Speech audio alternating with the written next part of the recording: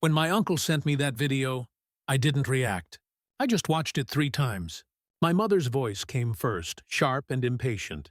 She owes us after everything we've done for her. Then my sister chimed in. She should be grateful. Without us, she'd still be sleeping in that rat hole. My father laughed. She's a burden. Always has been worthless. They were sitting around my kitchen table, the same one I'd bought for them last year, the same house whose mortgage I'd been paying for 3 years straight. I remember pausing the video at the part where my mother said, "Don't tell her about this. She'd get emotional." They laughed again. That was the moment I stopped being their daughter. I used to think love was built in sacrifice. I worked 2 jobs after college, skipped vacations, skipped meals just to keep them comfortable. They told me they needed help when Dad's health declined. I didn't hesitate. "Family first," I said. They promised they'd pay me back someday. I never asked for it. Gratitude was enough. Or at least I thought it was. I used to send money at the start of each month directly to the mortgage lender. Every payment labeled for family. But watching that video, I realized family isn't blood. It's loyalty. And loyalty was a language they never learned. I didn't confront them. That's not my style. Silence unsettles people more than anger ever could. I texted my uncle, "Thanks for showing me." He didn't reply. He didn't need to. The next week, I acted normal. I called my mom, asked about her arthritis. She said it was fine, then slipped in. "By the way, the next mortgage is due soon, sweetheart." It spilled into the phone. "I know. Don't worry." She sighed in relief like the parasite. She was full after feeding. That night, I opened my laptop and logged into the bank. The automatic payment canceled. Then I started planning. First, I checked the deed. Their house wasn't in their name.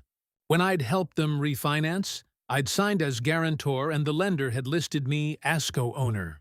Half that property was mine legally. Second, I contacted the bank.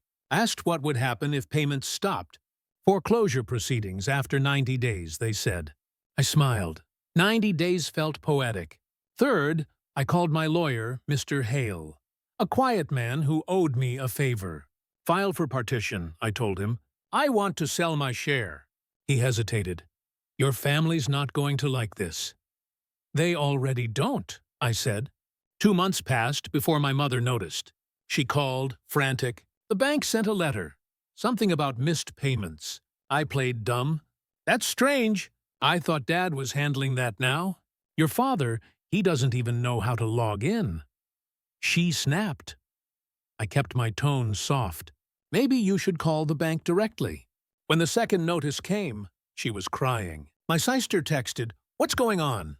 "Mom's freaking out." I left her on read.